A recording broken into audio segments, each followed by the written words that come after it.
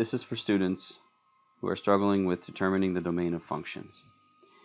So in these situations, you want to figure out what values for x will work. So if we have a square root, as in this case, you cannot get a negative under a square root. So what we need to figure out here is from under the square root, we want to take that, so 3x plus 5.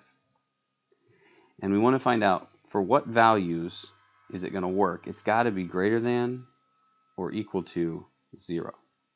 So we solve for x, we subtract 5 from both sides. We get 3x is greater than or equal to negative 5. And then we're going to divide by 3 on both sides. So we end up with x is greater than or equal to negative 5 thirds.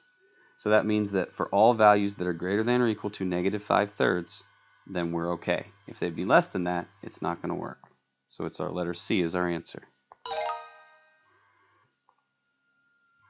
Now in a situation like this, for all real values of x, anything we can square any number, positive or negative, it's not going to matter.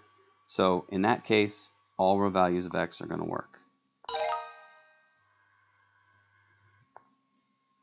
You may get a situation like this where you have a fraction. Remember that with a fraction you can't have a 0 as your denominator.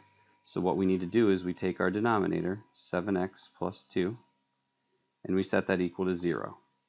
And we say, okay, when is that the case? When is it going to equal 0? So we solve for x, so we subtract 2 from both sides.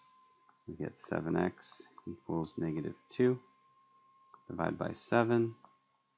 So x equals negative 2 sevenths.